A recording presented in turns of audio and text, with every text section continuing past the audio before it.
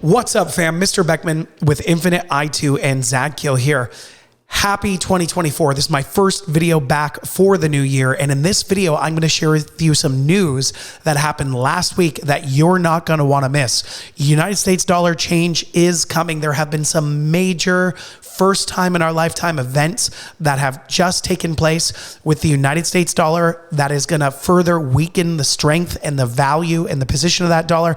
Bitcoin has hit absolute new highs for the last year. That's amazing what's happening.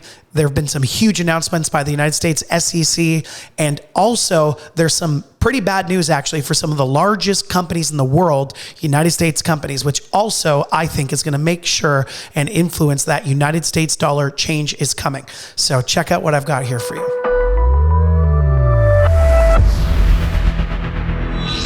Okay, so last week was one of the most exciting weeks in Bitcoin over the past year, and it's already happening at the very beginning of the year. So this is why I think we are off to an incredible start for the year. Prosperity and abundance for all. Let's go.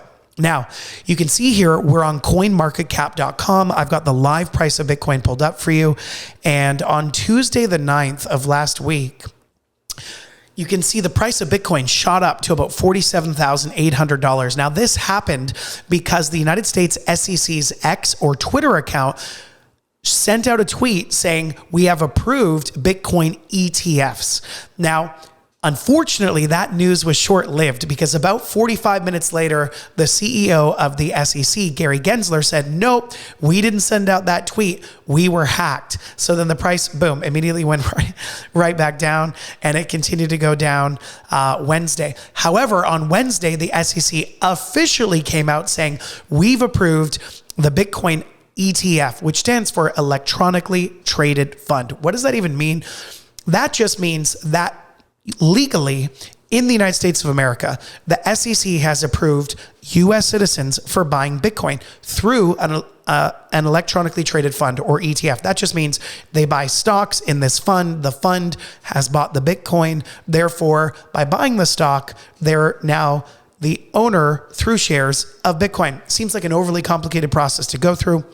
Either way, that's the way they wanted to go through it. Now, that's a really big deal for the world of Bitcoin and crypto at large globally, because there are trillions of dollars held by these stock groups and these investment funds in the United States that theoretically, through this legal approval of these ETFs by the SEC, could now come into Bitcoin. So when they made that announcement, look what happened. Bitcoin's price shot up from a low on Wednesday of 44,000 all the way up. You can see here as of January the 11th, Thursday, to a high of 48,500. And I've even seen on some exchanges, it showed that Bitcoin briefly went up to a new height of $49,000 per Bitcoin. Now, that being said, what happened on Thursday in the United States and at the time of me recording this video, Friday, January the 12th, was Vanguard, one of the world's largest investment funds and one of the largest investment funds in the United States, said, even though this ETF is now legal and the SEC has approved it, no, we are not allowing our shareholders to purchase this ETF. And as you can see here, by the time of the recording this video, Bitcoin went from heights of 49 all the way down to 45. It held throughout Thursday and early this morning, actually, in and around the 46,000 mark, and went all the way down to 43,000. Now, I still look at this as great news because now that the ETFs are legal, probably, in my opinion, although there is, of course, no financial advice being given here in this video, more and more investment funds will start to allow their shareholders or their fund members to participate in these legal ETFs. So I think we're still on a bull run for Bitcoin this year, which is great news for our token Zadkiel. I believe it's pre-ICO sale, and when it's able to have its ICO, great news. Okay, now on to the next piece of information I wanted to share with you guys. Right here, I'm showing you an article. Now, this is why I believe US dollar change is coming. This is just another piece of evidence to put into our formula and our data. Now, you guys are watching this video because I'm sharing with you information that the mainstream media is not going to share.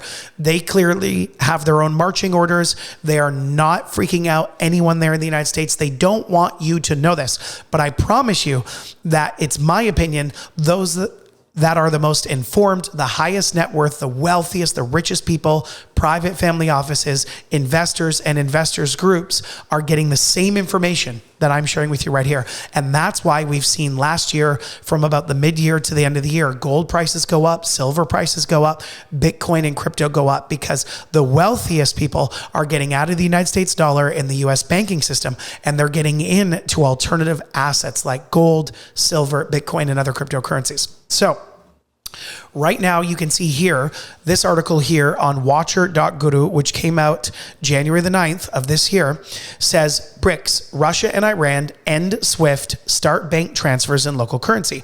And the first paragraph of this article explains exactly what that means. BRICS members, Russia and Iran, have officially abandoned the SWIFT payment system for cross-border transactions.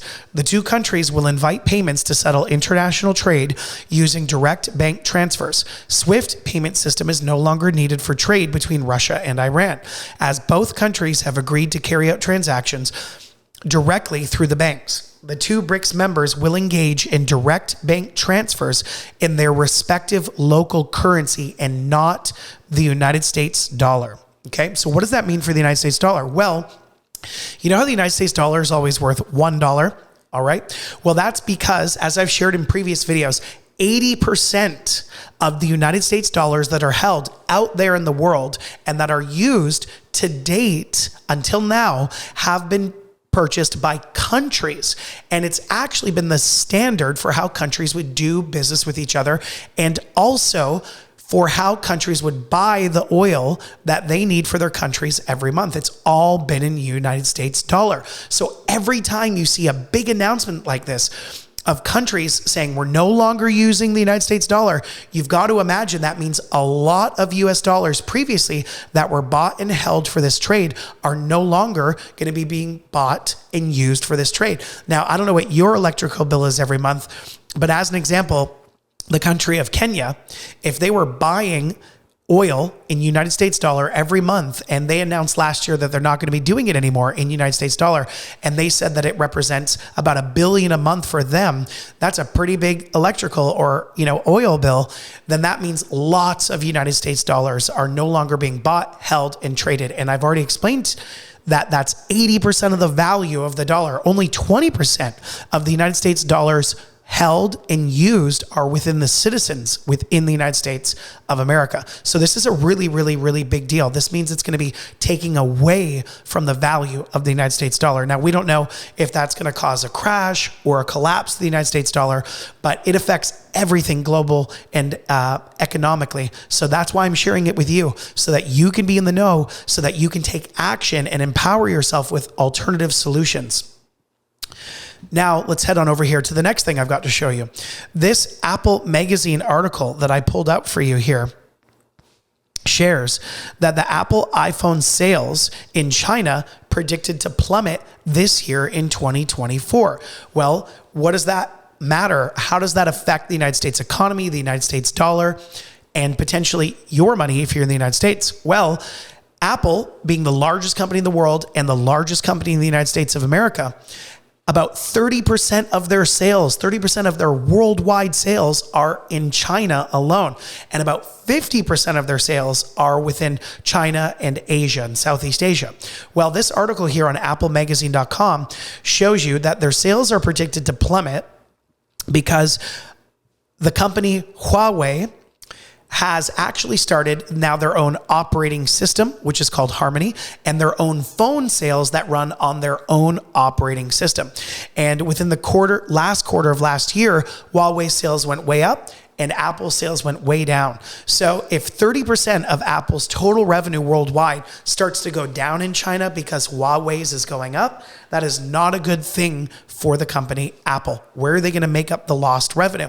And Apple being one of the biggest companies in the world, one of the biggest in the United States, that means once again, United States economy could very well start to suffer as this company continues to lose sales revenues in its largest markets.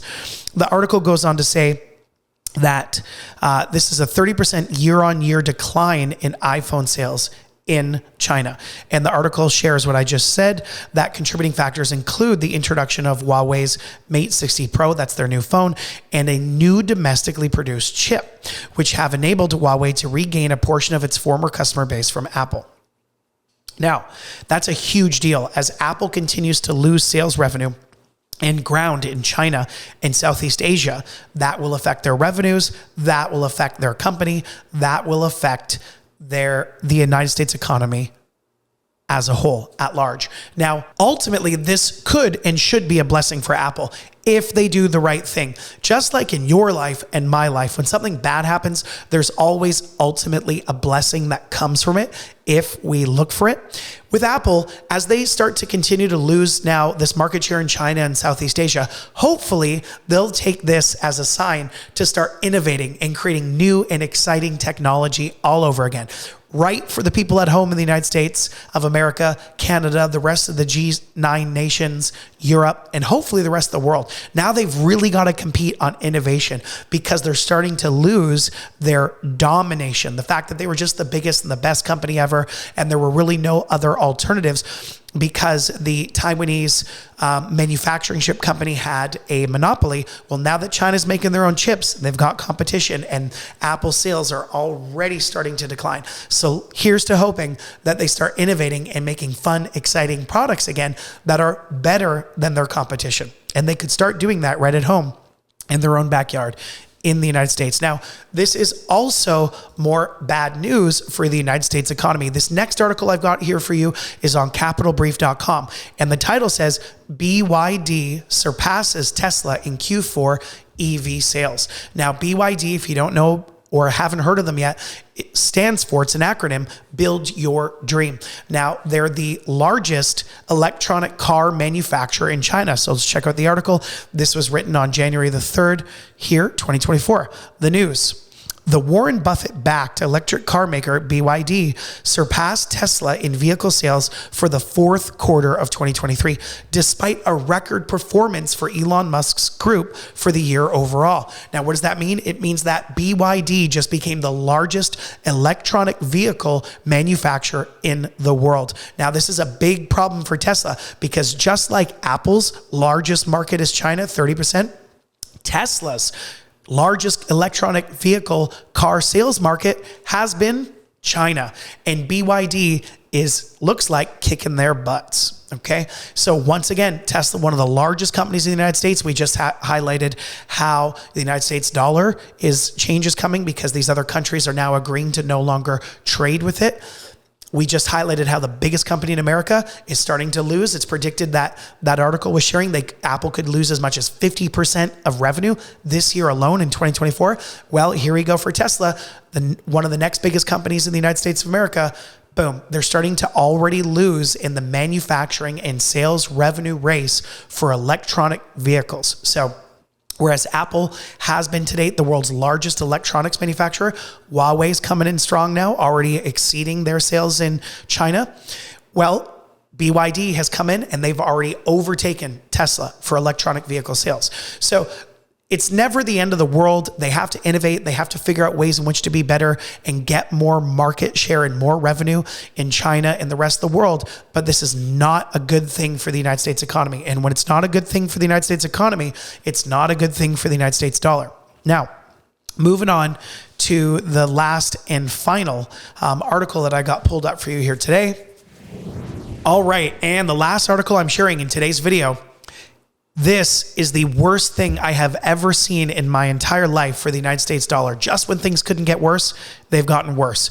This article here, which actually comes from November of 27 of last year, but I'm sharing it with you right now, is that the UAE officially has stopped using the United States dollar for oil trades. What does that mean? Well, do you remember when I explained that 80% of the United States dollars bought and used previously have been for trade and for countries to trade amongst themselves and for countries to buy oil? Well, the United Arab Emirates is one of the largest oil producers in the world, and they just officially said at the end of last year that they no longer are requiring countries to use the United States dollar to buy oil from them. So that means if you're Kenya, you could use your Kenyan currency.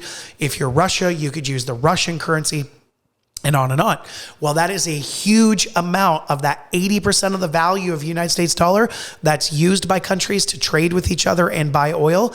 That means a huge amount of that will go down. I don't know the exact figure. I don't think anybody does, but it's billions and billions of dollars a month. So that means, that's why I said earlier that the wealthiest, the richest people in the world are not going to be keeping the majority of their wealth, in my opinion, in United States dollar, but rather they're going to be purchasing alternative assets. So as I say in all my videos, don't freak out. There's no reason to be afraid. Money moves like energy. When one wave is crashing, we can ride it and then catch that wave of prosperity that's sure to come from it. So in my opinion, as more economic turmoil comes to the United States, as more problems come to the United States dollars, that simply means that more prosperity is going to be coming into other economies like the BRICS nations over the coming weeks, months, and years.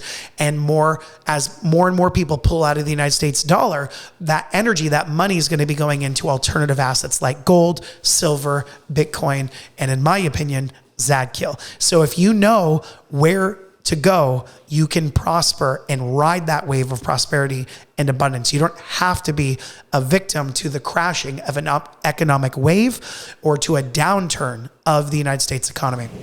All right, guys. Well, I hope you're having a phenomenal start to your new year of 2024, where I believe it's going to be an extremely prosperous year for us, that we can prosper together as a community if we choose to take action and empower ourselves. If you're interested, as always, make sure to check out the link in my bio for more information on Infinite, I2, and Zadkill. And together we will prosper. And I believe that the future of humanity is secure.